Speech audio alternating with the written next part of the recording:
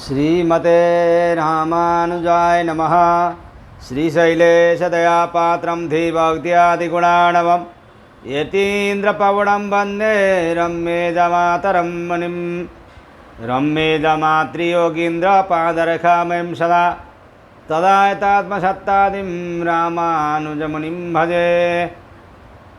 लक्ष्मीनाथसमारम्भं नाथयामुनमध्यमाम् अस्मदाचार्यपर्यन्तां वन्दे गुरुपरम्पराम्। श्रीमच्छठारियतिराजकृपावलम्बं सौम्योपयन्त्रिगगनाद्रिमुनीन्द्रभक्तं वेदान्तयुग्मविशदीकरणप्रवीणं रामानुजं यतिवरं गुरुमाश्रयामः। श्रीमद्काश्यपवंशमध्ये गगने श्रीचन्द्रवद्भासितं श्रीमद्वेङ्कटनाथसेवनरतं भानाचलोपासकं श्रीमधुसूदनारे कृपया सम्प्राप्य मन्त्रादिकं वन्देऽहं बुधवार्यमाधवगुरोः पादारविन्दं सदा। जय श्रीमन्नारायण। श्रीमद् जगद्गुरु रामानुजाचार्य प्रणीतः वेदांत सार को पूरा करके हम लोगों ने श्रीमद् जगद्गुरु रामानुजाचार्य विरचित गद्यत्रय पूरा करके अब हम लोग जगद्गुरु रामानुजाचार्य द्वारा विरचित श्री भाष्यम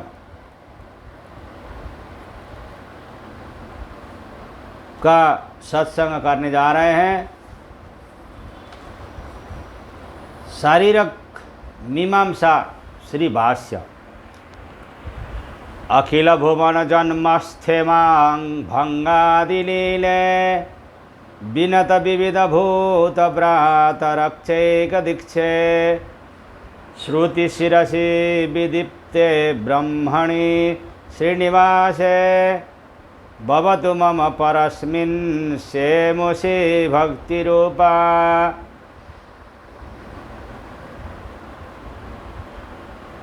समस्त विश्वों की सृष्टि स्थिति और लय रूप लीला करने वाले शरणागत भक्त की रक्षा के लिए प्रतिश्रुत उपनिषद शास्त्र प्रतिपादित परब्रह्म श्रीनिवास वासुदेव में मेरी सतत भक्तिमयी मति हो। पाराशर्यवचः दुग्धाब्धिमद्योद्धृतं संसाराग्निविदीपनव्यपगत प्राणान् मशं संजीवनीम् पूर्वाचार्य सुरक्षितं बहुमति व्याघात दूरस्थिता मानीतान्तु निजाक्षरैषु मनसो भौमाः पिबन्तोऽन्नोऽहम्।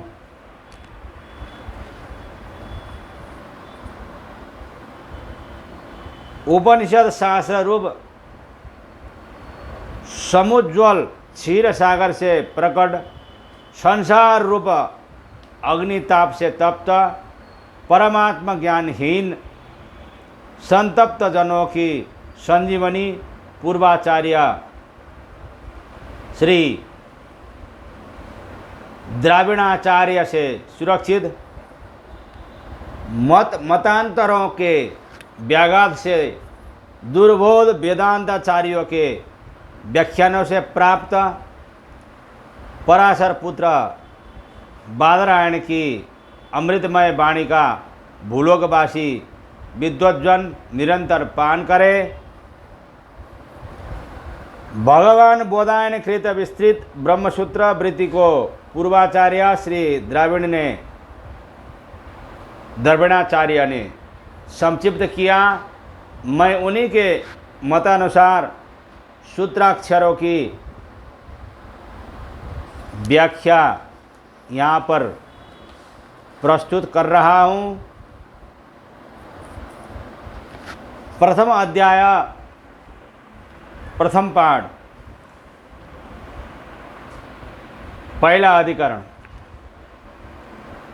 अथा तो ब्रह्म जिज्ञासा 1:1:1।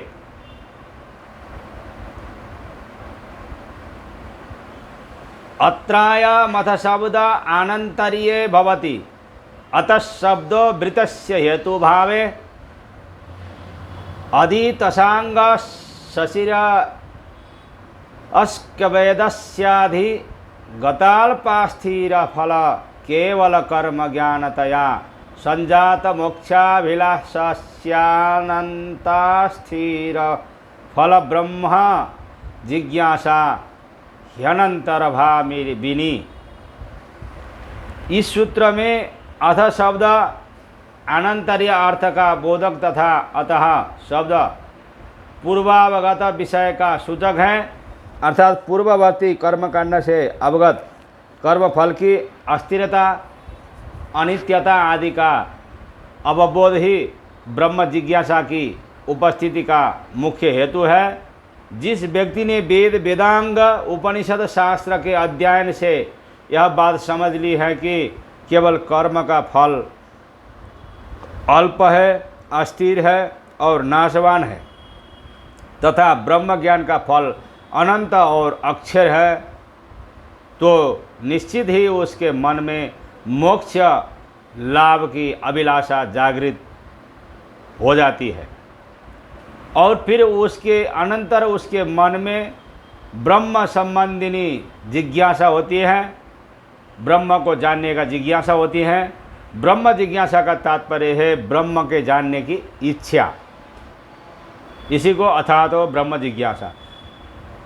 कर्तृकर्मणोः कृति ही, इस व्याकरणीय नियम अनुसार ब्रह्मणः पद कर्मवाच्य षष्ठी विभक्ति का है। यद्यपि सामान्य संबंध रूप अर्थ स्वीकारने से भी जिज्ञासा कर्म की अपेक्षित कर्मार्थता सिद्ध है, तथापि आक्षेप लब्ध प्रकारांतर से प्राप्त अर्थ की अपेक्षा अविधानिक शब्द लब्ध अर्थ ग्राह्य होता है, इसलिए यहाँ कर्म में षष्ठी विभक्ति मानते हैं। प्रतिपद कर्म विहित षष्ठी विभक्ति में समास नहीं होता। इस नियम अनुसार यहाँ समास निषेध की शंका भी नहीं की जा सकती, क्योंकि क्रीद योगा षष्ठी समस्यते, इस नियम से कृत प्रत्यय के योग में विहित षष्ठी के साथ समास का पुनः विधान किया गया है।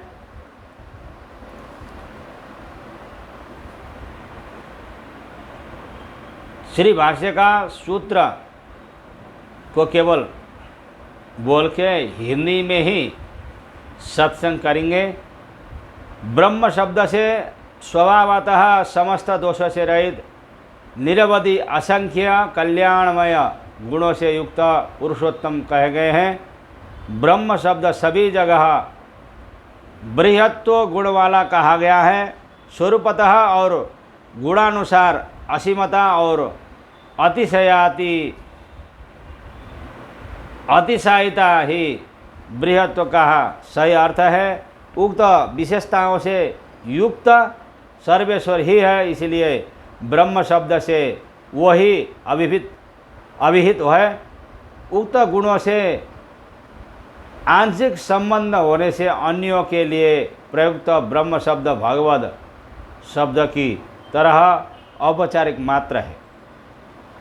त्रितापों से तप्त और आतुर संसारी जीवों को अमरता और शांति प्राप्त करने के लिए सर्वेश्वर ही जिज्ञास्य है। जिस ब्रह्म की जिज्ञासा की जाती है वह सर्वेश्वर ही है।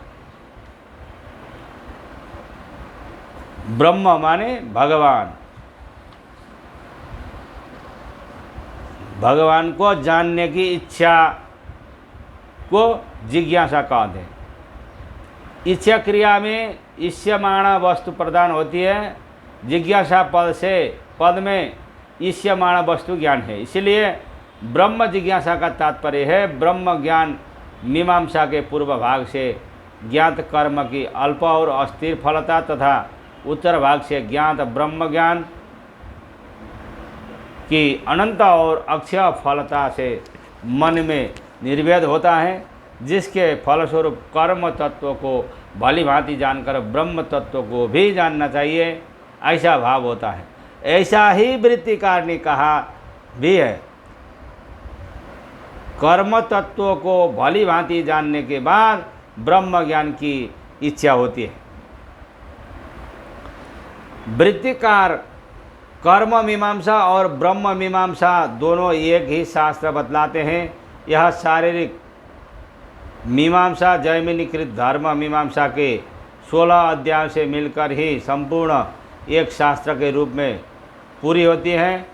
प्रतिपाद्य विषय को जैसे पाद और अध्यायों में बांटकर अलग अलग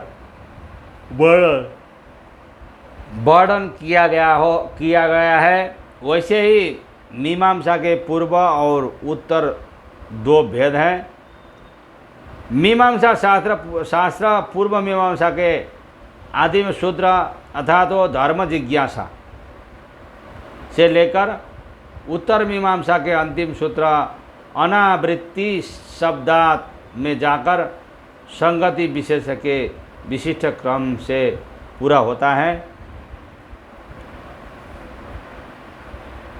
सर्वप्रथम विद्यार्थी को आदेश होता है स्वाध्यायतव्य तथा अध्ययन से व्याध्याय शब्द बाह्य वेद नाम अक्षर राशि को ग्रहण करने का विधान बतलाया जाता है। उस अध्ययन का क्या रूप है,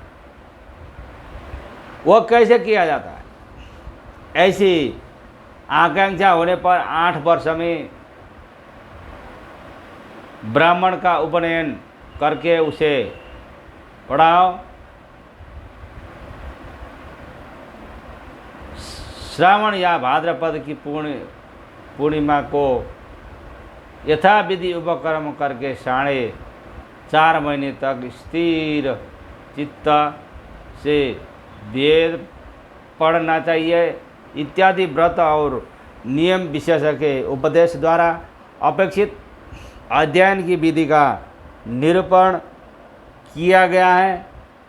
इस प्रकार कुलीन सदाचार निष्ठा आत्मगुण संपन्न वेदज्ञ आचार्य द्वारा उपनीत विशेष व्रत नियम संपन्न बटु भिक्षा के उद्देश्य से जब अक्षर राशि को गुरुमुख से श्रवण कर स्वयं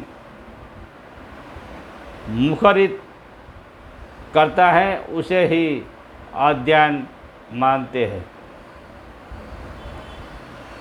स्वाध्यायतव्य इस वाक्य से अध्ययन स्वाध्याय क्रिया का कर्म निश्चित होता है। अध्ययन से स्वाध्याय रूप संस्कार होता है। कार्यांतर योग्यता संपादन करने वाले को संस्कार कहते हैं। अधीत अक्षर राशि प्रतिपाद्य ज्ञानार्जन से धर्मार्थ काम मोक्ष रूप पुरुषार्थ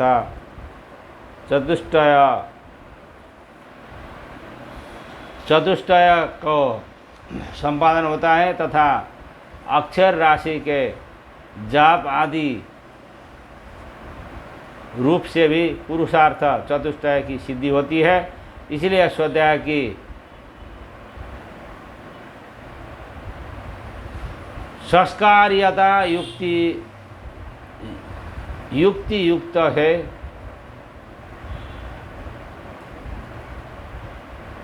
वेद की अध्ययन विधि मंत्र की तरह अक्षर राशि के ग्रहण मात्र में पर्यवसित है।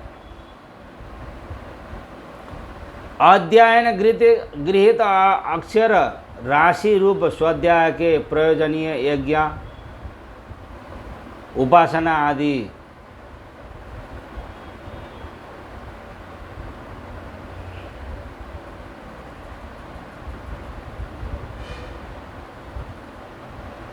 अर्था विबोध की प्रवृत्ति स्वतः ही होती है तथा वेद के विधिवत कंठस्थ हो जाने पर प्रयोजनीय विषयों को वेदों में आदि से अंत तक देखकर उनके स्वरूप प्रकार विशेषण के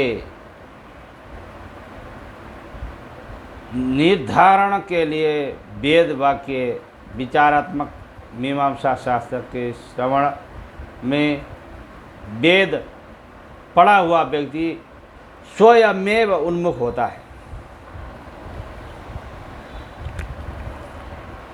कर्म मीमांसा के कर्म विधि के स्वरूप निरूपण प्रकरण में कर्मों की अल्प अस्थिर फलता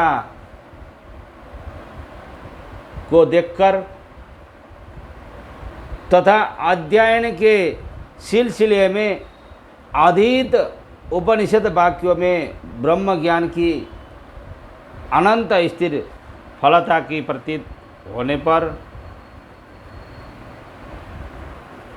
ब्रह्म तत्व निर्णायक वेदांत विचार रूप शारीरिक मीमांसा में स्वाभाविक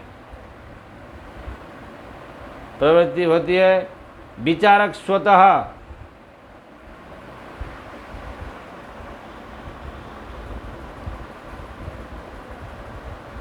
ही शारीरिक मीमांसा का अध्ययन करता है।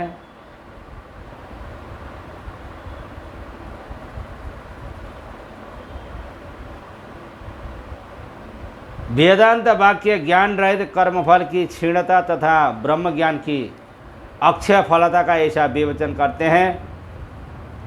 इस लोक की वस्तुएं जैसे नाशवान है वैसे ही पारलौकिक वस्तुएं भी नाशवान है। सकाम कर्मों का फल नाशवान ही होता है। क्षणभंगुर कर्म से नित्य फल कभी नहीं मिलता। यज्ञादि कर्म संसार से पार करने वाली दृढ़ नौकाएं नहीं है। लौकिक कर्मों का भली भांति पर्यवेक्षण करके कर्मों की अक्षमता समझकर ब्राह्मण को सांसारिक कर्मों की ओर से निर्वेद होता है। वह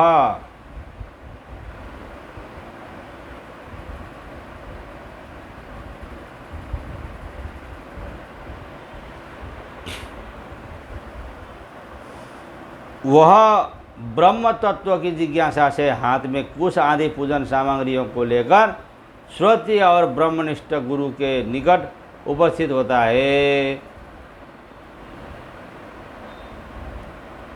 गुरु अपने निकट उपस्थित प्रशांत चित्त सम्यतेंद्रिय शिष्य को ब्रह्म विद्या का उपदेश दे, जिसके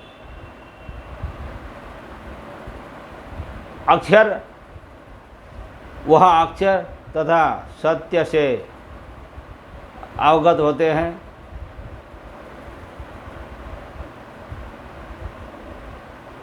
ब्रह्मवेत्ता पर ब्रह्म को प्राप्त करता है। ब्रह्म पुनः मृत्यु को प्राप्त नहीं करता। ब्रह्मवेत्ता वह एक ही वस्तु को देखता है।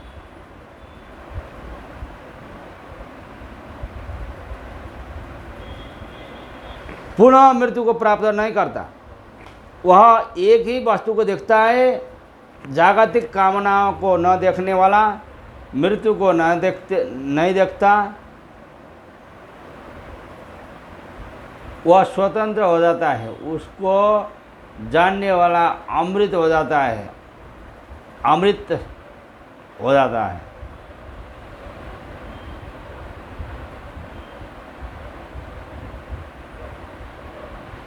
उसे जानकर मृत्यु का अतिक्रमण करता है। इसके अतिरिक्त मोक्ष का दूसरा उपाय नहीं है। प्रेरक आत्मा है। इसके अतिरिक्त मोक्ष का दूसरा उपाय नहीं है। प्रेरक आत्मा को भिन्न मानकर उसका कृपा पात्र होता है